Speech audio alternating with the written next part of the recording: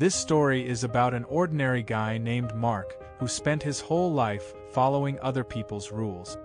From childhood, he tried to be convenient, listening to what his parents said, getting excellent grades to make them proud, and even choosing a university major that they picked for him.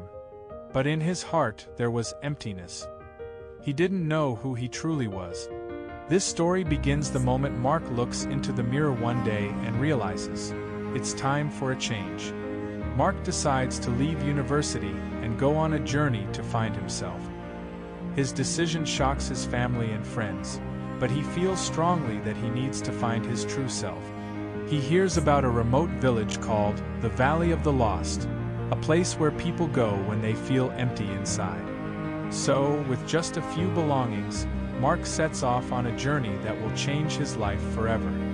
When Mark arrives at the village, he is greeted by Elias, an old man with mysterious eyes who seems incredibly calm. Elias takes Mark to a small house and warns him that finding yourself takes courage and patience. He gives Mark a task, to walk through the dark forest where the shadows of the past live for everyone who enters. Elias doesn't explain much more, but insists that the forest is a trial that will help Mark discover himself. Mark enters the forest, and almost immediately, everything around him becomes eerily quiet. Suddenly, he sees his reflection, images of past events appear before him, almost coming to life among the trees. He sees himself, the first time he doubted the career his parents had chosen for him but didn't have the courage to speak up. He sees his little brother looking at him with disappointment when Mark chose the safe, but unhappy path.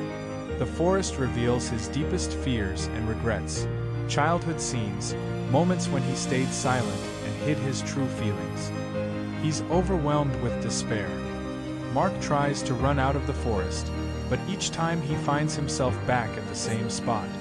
The forest won't let him go until he stops and faces his own shadows. Eventually, when he admits his weaknesses and fears, the path clears. Now, he's ready to move forward. After leaving the forest, Mark comes across an old, crumbling church that almost blends in with the tall trees. Inside, he finds notes and drawings on the walls. These are words and images from other lost people who had come here to find themselves. His gaze stops on one phrase: the meaning of life is not to find yourself. The meaning is to become yourself. These words awaken a realization in him. He doesn't have to follow other people's expectations, and he doesn't need to prove anything to anyone. His life belongs to him alone. This understanding brings him a deep sense of peace. Mark returns to the village and tells Elias about his discoveries. The old man smiles with satisfaction and says, "This is just the beginning, my boy. To be yourself, you have to choose yourself every day." These words become a new guide for Mark. He understands that the journey to himself isn't a place where you stop. It's a constant choice to be true to yourself, even when the world doesn't understand. Mark goes back home as a completely different person, calm, determined, and ready to build his life according to his own rules.